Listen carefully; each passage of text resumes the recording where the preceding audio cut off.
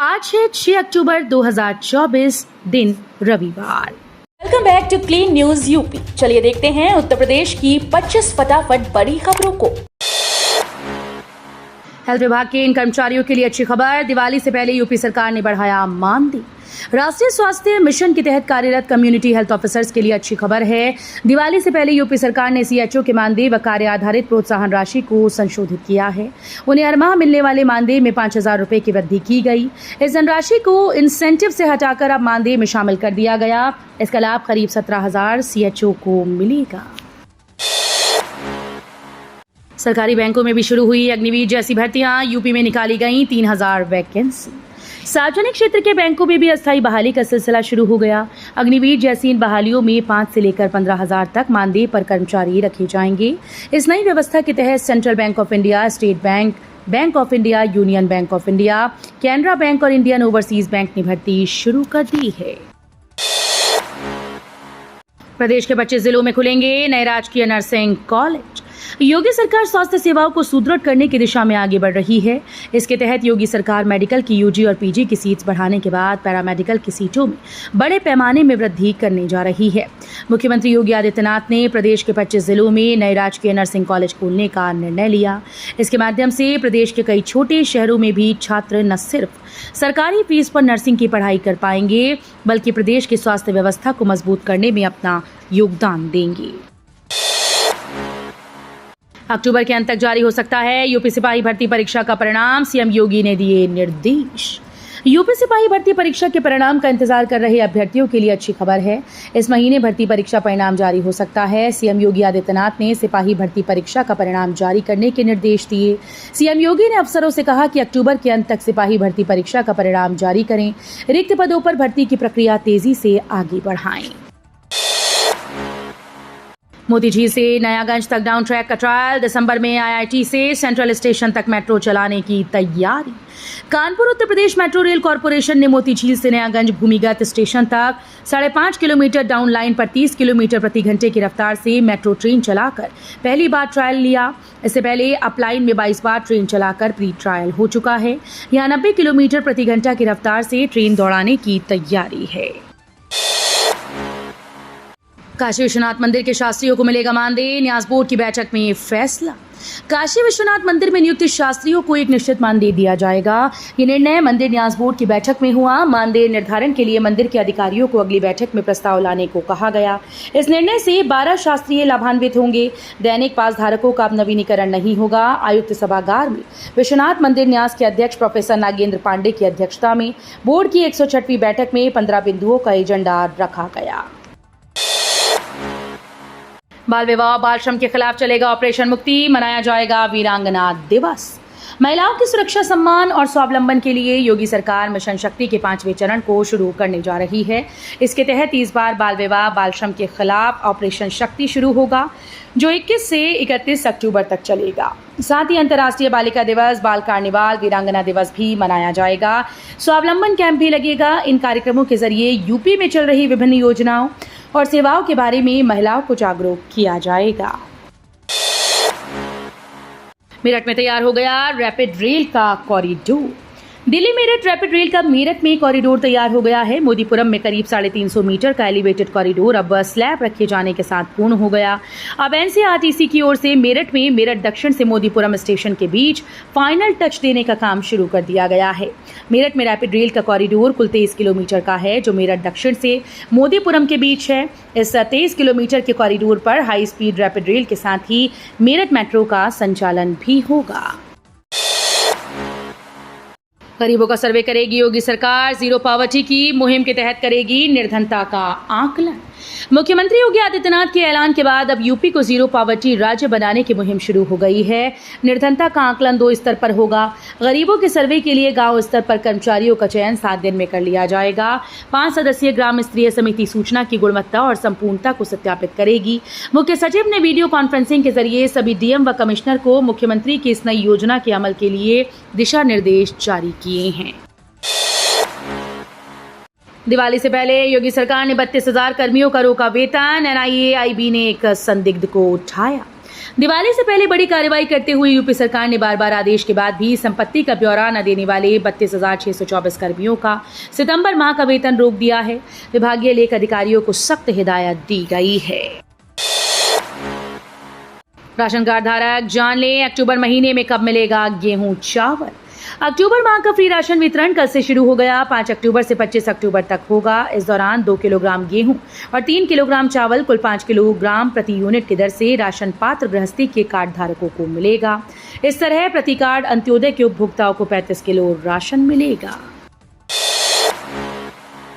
Prayagraj DM का आधिकारिक number है। मंदिर के नाम पर महंत श्रीधरानंद से मांगा चंदा।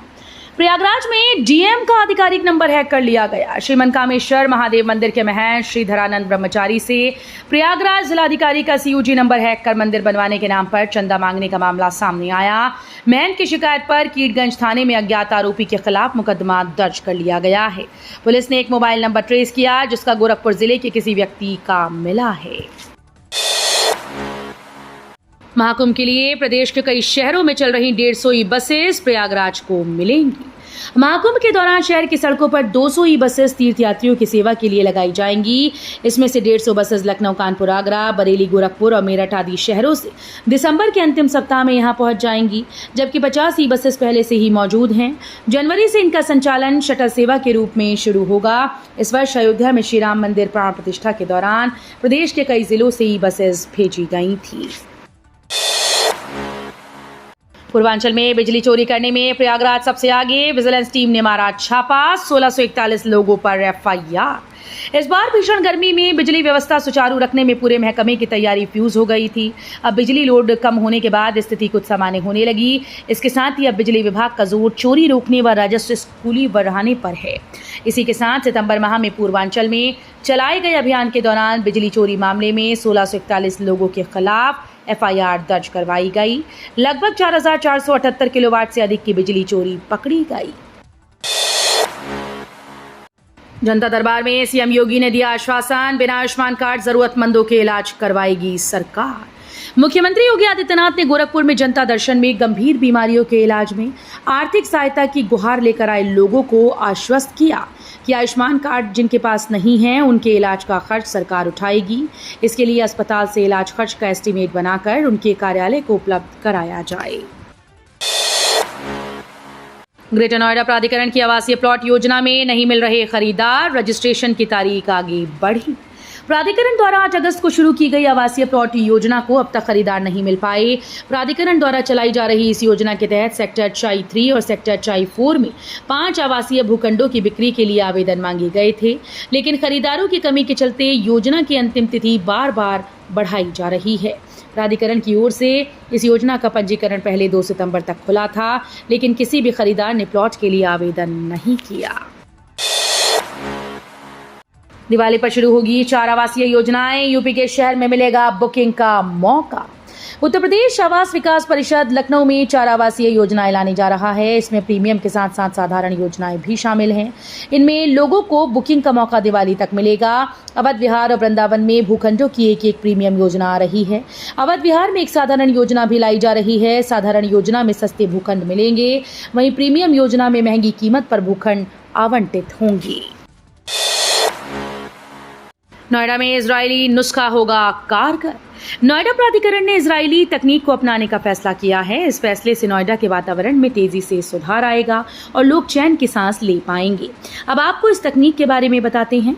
दरअसल नोएडा प्राधिकरण के द्वारा इजरायली तकनीक से पेड़ों की सिंचाई की जाएगी। इसे ड्रिप तकनीक कहते हैं। इसके जरिए नोएडा एक्सप्रेसवे के सेंट्रल वर्स पर सिंचाई का काम किया जाएगा। ये काम CSR के तहत होगा।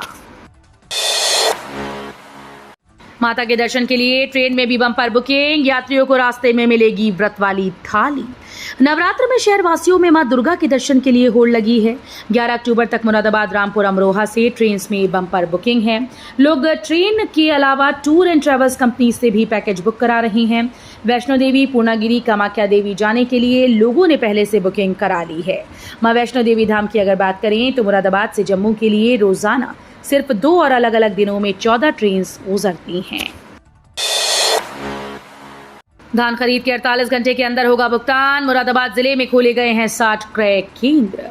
धान क्रय केंद्रों पर खरीद के लिए आवश्यक तैयारी पूरी रहनी चाहिए। किसानों को धान खरीद के 48 घंटे के अंदर भुगतान कराया जाएगा। हुई कार्यशाला में इस पर मंथन हुआ। डीएम अनुज सिंह ने कलेक्ट्रेट सभागार में धान खरीद की क्रय नीति के संबंध में कार्यशाला का आयोजन किया, जिसमें जिला खाद्य विपणन अधिकारी राजेश्वर प्रताप सिंह ने बताया कि जिले में 60 धान क्रय केंद्र खोले गए हैं। सिर पर लगाओ पार्टी की टोपी तो डीएम एसपी मारेंगे सैल्यूट, संजय निषाद का विवादित बयान। निषाद पार्टी के राष्ट्रीय अध्यक्ष व प्रदेश सरकार के मत्स्य मंत्री डॉक्टर संजय निषाद ने हाथरस में कार्यक्रम के दौरान विवादित बयान दे डाला। उन्होंने कहा कि कार्यकर्ता निषाद पार्टी लिखी टोपी और झंडा लगाएं, डीएम और एसपी उन्हें सैल्यूट मारेंगे। मत्स्य विभाग के मंत्री डॉक्टर संजय निषाद हाथरस के अग्रवाल सेवा सदन में आयोजित बैठक में प्रतिभाग करने के लिए आए। पैरा शाहपुर में बढ़ रहा डेंगू का प्रकोप, मां बेटी अस्पताल में भर्ती, चपेट में 30 से अधिक लोग। उत्तर प्रदेश के मैनपुरी में सामान्य बुखार के साथ ही डेंगू के मरीज तेजी के साथ बढ़ते जा रहे हैं। स्वास्थ्य विभाग के दावे खोखले साबित हो रहे हैं। करहल क्षेत्र के गांव पैरा शाहपुर में लोग डेंगू की चपेट में आ रहे हैं। डेंगू से पीड़ित मां बेटी को जिला अस्पताल में भर्ती कराया गया। जिले में सामान्य बुखार के साथ डेंगू के मरीज तेजी से बढ़ते जा रहे हैं। बुखार से पीड़ित मरीजों की अस्पताल में भीड़ पहुंच रही है। राम मंदिर के दर्शन पथ पर लगेगी स्थायी कैनोपी, तीर्थयात्री सुविधा केंद्र भी बनकर तैयार। अयोध्या में राम मंदिर निर्माण समिति की बैठक तीसरे दिन भी जारी रही। समिति के अध्यक्ष नपेंद्र मिश्र ने बताया कि बैठक में निर्णय हुआ है कि राम जन्मभूमि दर्शन पथ पर जो कैनोपी लगी है उसको अब स्थायी रूप दे दिया जाए। इसकी डिजाइन फाइनल हो चुकी है। पूरे साल श्रद्धालुओं को इसकी सुविधा मिल पाएगी। साथ ही कुबेर टीले का काम अब पूर्ण हो चुका है। चौक से 20 मीटर पहले बनेगा गोदौलिया रोपवे स्टेशन। प्रवेश निकासी के होंगे 2 रास्ते। देश के पहले अर्बन रोपवे ट्रांसपोर्ट प्रोजेक्ट में महीनों पुराने गतिरोध को दूर करने का प्रयास फलीभूत होता दिख रहा है। शहर के 1 लाख नागरिकों को रोपवे सुविधा दी जानी है। वाराणसी विकास प्राधिकरण और national highway logistic management limited ने गोदौलिया स्टेशन के लिए प्रस्तावित स्थान बदल दिया है। पहले गोदौलिया चौराहे पर रोपवे स्टेशन बनाया जाना था, लेकिन अब तय हुआ है कि गिरिजाघर से आगे और चौक से करीब 20 मीटर पहले स्टेशन बनाया जाएगा। विदेशी मेहमानों को लेकर बनारस पहुंची महाराजा एक्सप्रेस, बिछाई गई रेड कार्पेट, हुआ ग्रैंड वेलकम। भारत की लग्जरी ट्रेन महाराजा एक्सप्रेस बनारस स्टेशन पर 23 विदेशी यात्रियों को लेकर पहुंची। स्टेशन के प्लेटफॉर्म नंबर 8 पर विदेशी मेहमानों का रेड कार्पेट बिछाकर भव्य स्वागत किया गया। पर्यटन विभाग के अधिकारियों ने तिलक और फूलों की माला पहनाकर मेहमानों का सम्मान किया, जबकि स्वागत में ढोल और नगाड़े बजते रहे। महाराजा एक्सप्रेस देश की सबसे महंगी और लग्जरी ट्रेन में से एक है, जिसमें एक दिन का किराया करीब 1.5 लाख रुपए है। इस ट्रेन में यात्रियों की हर सुविधा का ध्यान रखा गया है, जैसे मसाज, रेस्टोरेंट और हर सूट में अटैच बाथरूम की सुविधा है। तो ये थी आज की 25 फटाफट बड़ी खबरें। अगर आपको न्यूज पसंद आई हो तो वीडियो को लाइक और शेयर जरूर करें। धन्यवाद।